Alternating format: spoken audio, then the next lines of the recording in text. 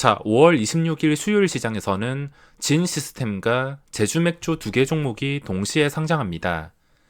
최근 시가총액 규모가 어느 정도 있으면 뻥튀기가 힘들어진 분위기 때문에 저는 진 시스템을 청약 넣지 않았는데 6월에 있을 대여 종목인 키트주 SD 바이오 센서도 지금 청약을 넣어야 될지 많은 고민에 빠져 있습니다. 자, 먼저 진 시스템과 제주맥주의 공통점이 있다면 둘 다 공모가 기준으로 봤을 때 시가총액 규모가 그렇게 크게 차이가 나지 않습니다.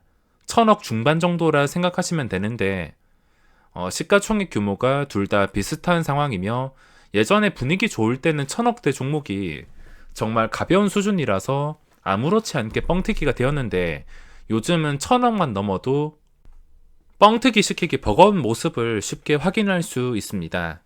그리고 공통점이 있다면 유통 가능한 물량의 구주주 물량이 조금 더 많게 유통이 된다고 보시면 되겠습니다.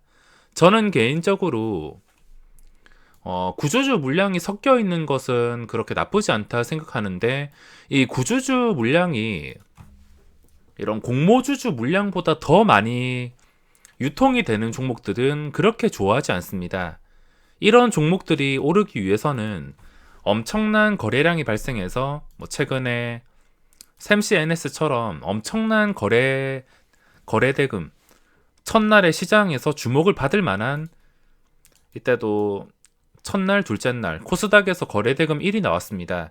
이 정도 거래대금이 나오면서 양봉이 나오기 전까지는 이런 유통 구조를 가진 종목을 함부로 매수하다가 큰일 날 수가 있습니다. 최근 하한가까지 가는 신규주가 나올 만큼 다시 분위기가 얼어붙고 있어서 둘 다 심한 뻥튀기는 피해갈 것으로 보고 있으며 제주맥주는 그래도 장애가가 있어서 어느 정도 플러스를 기대할 수도 있겠지만 진 시스템은 공모가 부근이나 이하에서 시작할 가능성이 높아진 상황입니다.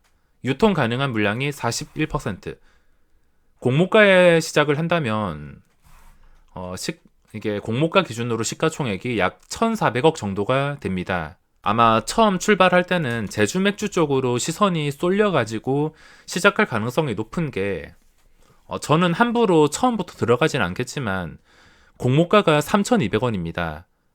여태까지 두 배 뻥튀기 된다고 바빠서 주가가 아무리 높아봤자 10,000원 가까이 있는 종목이나 아니면 20,000원, 30,000원 전부 다 10,000원을 넘는 종목뿐이었는데 3,200원짜리는 정말 오랜만에 상장하는 것 같아서 엄청난 거래량과 함께 출발할 수 있으며 이것도 공모가 기준으로 계산을 했을 때는 시가총액 규모가 1,700억 규모가 나옵니다.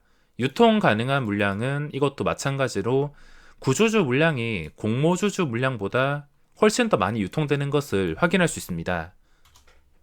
자, 진 시스템과 제주맥주가 어떤 가격에 시작을 하더라도 공모 받은 사람들은 좀 아쉽긴 하겠지만 뻥튀기가 안 된다면 언제라도 이런 종목이 나올 가능성을 보여주기 때문에 차라리 좀 합리적인 가격에 시작을 하는 것도 나쁘지 않다 생각합니다. 대신에 이 신규주가 올라가기 위해서는 제대로 된 주포가 붙어야지, 세력이 있어야지 주가가 이런 식으로 상승이 나올 수가 있습니다. 샘시 NS도 제가 최근에 매매 포인트를 보여드렸는데 제가 처음 매매를 시작을 했을 때가 이쯤이었습니다. 이때 초기 고점 가격을 돌파할 때, 그리고 그 뒤에도 계단식 상승이 나올 때, 떨어지지 않을 때, 처음 VI가 걸렸던 가격을 지켜줬을 때, 이 포인트에서 매매를 했습니다. 최근에 제가 매매 내역을 보여드렸는데 신규주는 이렇게 확실한 세력이 붙게 된다면 거래량으로 쉽게 확인할 수 있습니다. 거래량과 초기 고점과 그리고 VI가 걸렸던 그런 기준선들을 보고 거래량이 지속이 되고 힘이 있다면은 그때 언제라도 공략을 할 수가 있습니다. 대신에 첫날에 공략하는 것은 리스크가 굉장히 클 수 있으며 주가가 확실하게 올라가는 것을 보고 공략을 한다면 그래도 성공 확률이 어느 정도 있겠지만 처음부터 시초가부터 주문을 넣다가 큰일 날 수가 있습니다. 예를 들어서 이런 CNC 인터내셔널 같은 종목처럼 HPO 같은 종목처럼 무작정 시초가의 주문을 넣다가 이런 식으로 장대 음봉이 나올 수 있으니까 샘CNS처럼 확실한 세력이 붙기를 기다릴 수밖에 없습니다.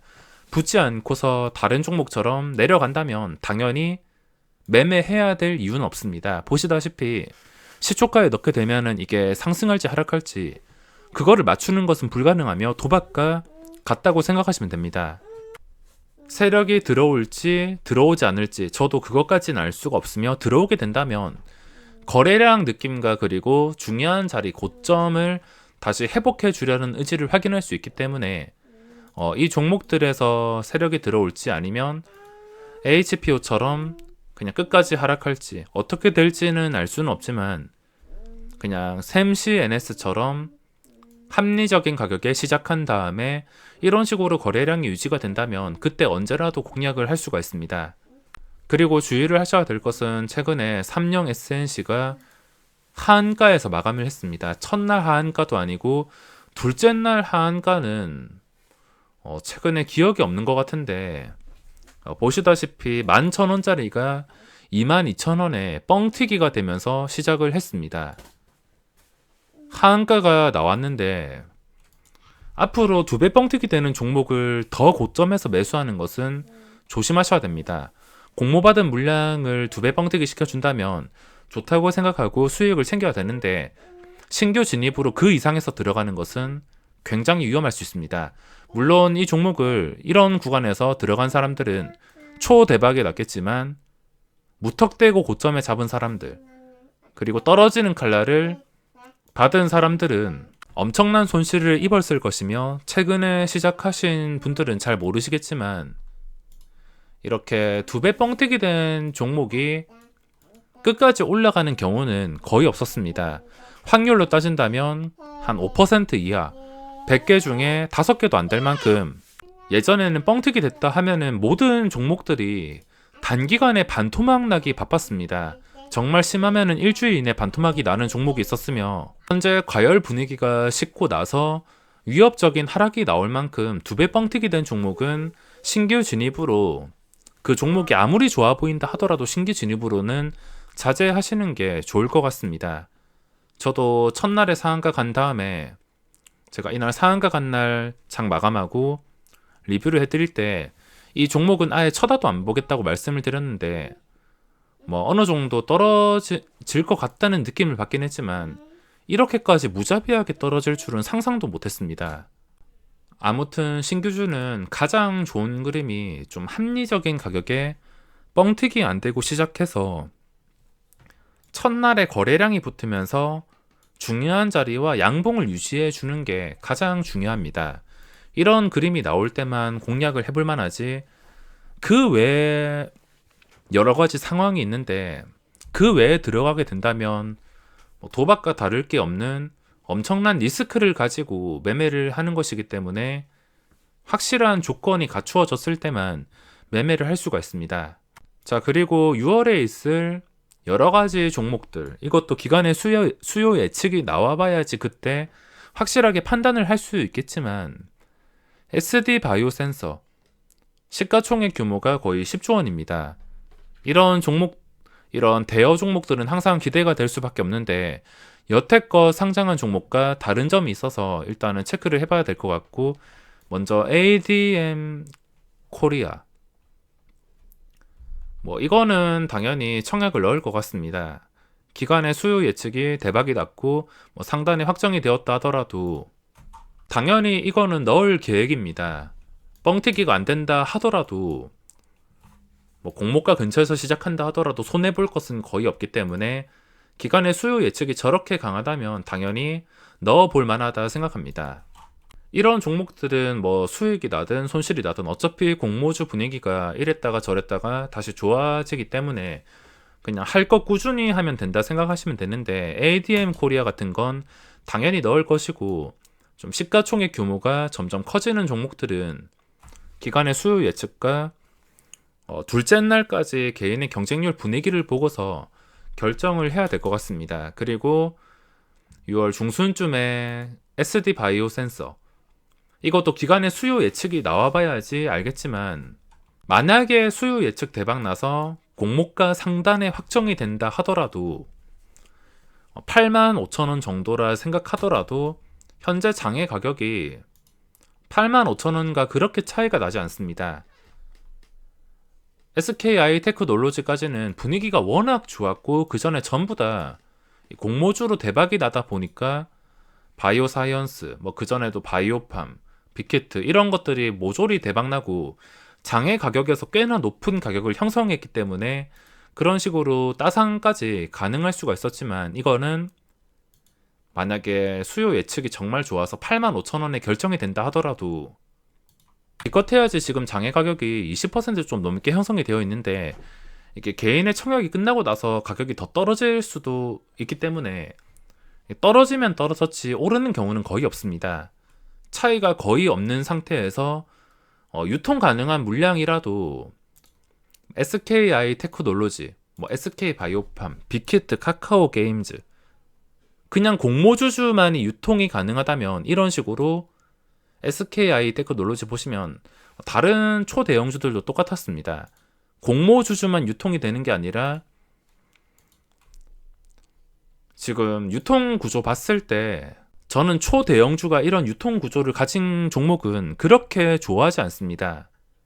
물론 이 종목도 합리적인 가격에 시작해서 그 방향을 결정하는 게 이런 조단위 종목들은 기관과 외국인의 수급이 결정을 하게 되는데, 일반 시가총액 수백억, 수천억 종목은 기관 외국인이 아니더라도 다른 주포가 주가를 올릴 수 있지만, 이런 조단위 종목들은 기관이랑 외국인, 외국인이 없어도 기관에 작정한 수급이 들어와야지 주가를 올릴 수가 있습니다.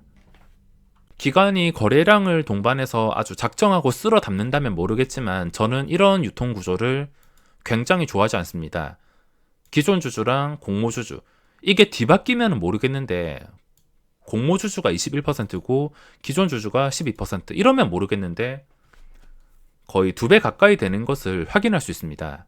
제가 이런 종목을 싫어하는 이유 중 하나가 신라젠 냄새가 나기 때문에 싫어합니다. 보통 여기서 상장하는 종목들은 그 가치를 가장 높게 평가받을 수 있는 구간에서 상장하는 종목들이 굉장히 많습니다. 좀 나쁘게 말하면 끝물에 상장시켜서 구주주들 배불리라는 느낌을 받는 종목들이 굉장히 많다라는 것인데, 예전에 신라젠 보시면 신라젠 상장일이 2016년 12월 6일. 저는 제가 주식 처음 시작하고 나서 한 1년 지나서부터 상장주를 모조리 봐왔기 때문에 이게 어떤 식으로 분위기가 형성이 되었는지 아직도 기억에 남고 있습니다. 이 정도 가격에 시작을 해서 그리고 주가가 한 8,000원대까지인가 끝까지 떨어졌는데, 시초가 보시면은 공모가 15,000원에서 하한가인 13,500원에 시작을 했습니다. 이게 장외 가격에서 어땠냐면 정확하게 기억은 잘 나지 않지만 이게 상장하기 전까지 장외 가격이 최소 22,000원에서 한 28,000원 사이인가? 이쯤 장외 가격을 형성했던 걸로 기억을 하고 있습니다. 근데 신라젠은 구주 유통 가능한 물량이 거의 대부분이어서 유통 가능한 물량 구조도 그렇게 좋지 않은 상황에서 시가총액 규모도 그렇게 적은 편은 아니었기 때문에 상장날 구주주 물량이 쏟아져 나왔습니다. 마치 상장일을 기다렸다는 듯이 쏟아져 나왔는데, 시가총액이 작은 종목들은 구주주 물량이 아무리 많다 하더라도 거래량으로 압도해서 별로 신경 쓰지 않게 모조리 소화시킬 수 있겠지만, 시가총액이 조 단위가 넘어가게 된다면 이야기가 달라질 수가 있습니다. 구주 물량이 없고 단순히 공모주주만 있어도 이 모양인데, 이걸 보고 지금 청약을 넣어야 되나 말아야 되나, 기관의 수요 예측이 대박이 난다 하더라도 넣어야 되나 말아야 되냐, 지금 고민에 빠졌습니다. 6월은 그전처럼 재미를 보지는 못할 것 같고, 앞으로도 대형주들 많이 남았으니까 다른 종목들은 조건이 갖춰진다면 꾸준하게 넣을 생각입니다.